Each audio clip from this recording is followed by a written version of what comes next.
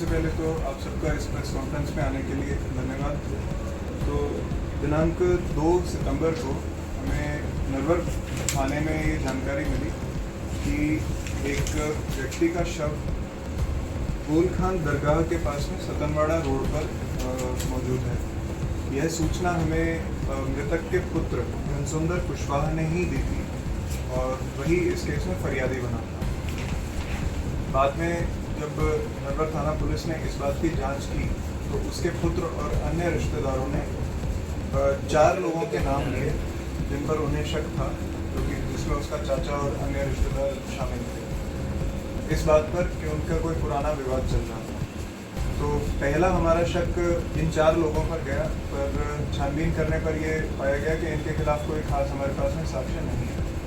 फिर जब हम लोगों ने टेक्निकल एविडेंसेस कलेक्ट करने चालू करे, सीसीटीवी कैमरा देखे और बाकी जो साइंटिफिक इन्वेस्टिगेशन किए, तो उसमें मृतक के पुत्र की भूमिका और उसका एक साला, इन 2 लोगों की भूमिका संदेह में आई और इस पर हम लोगों ने बहुत गहराई से छानबीन करी। तो बाद में जब हमें वो फैक्ट्स मिले तो हमने इन्हें कथन के लिए दोबारा बुलाया।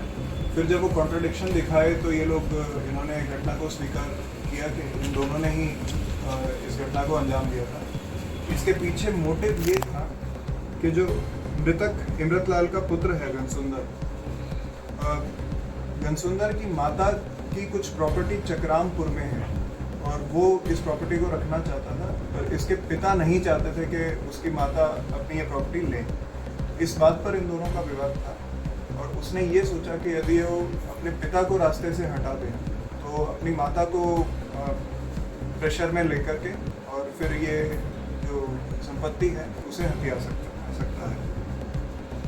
इसी पर उसने अपने साले के साथ में उसे भी कुछ लालच दे करके और ये साजिश बनाई।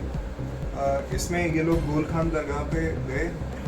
इसका साला अंकित कुशवाहा, उसने मृतक को किसी बात के लिए बुलाया, फिर उन्हें शराब पिलाई और जब वो शराब के नशे में आ गए तो झाड़ियों के पीछे से आकर के उसके पुत्र ने कुल्हाड़ी से मार करके और इमरतलाल की हत्या कर दी। इस पूरी विवेचना में खास तौर पर बहुत सराहनीय भूमिका रही है टीआई नरवर विनय यादव और पूरे थाना नरवर की टीम, जिसमें खासतौर पर आरक्षक भोला सिंह और रामवीर सिंह, इनकी विशेष भूमिका रही।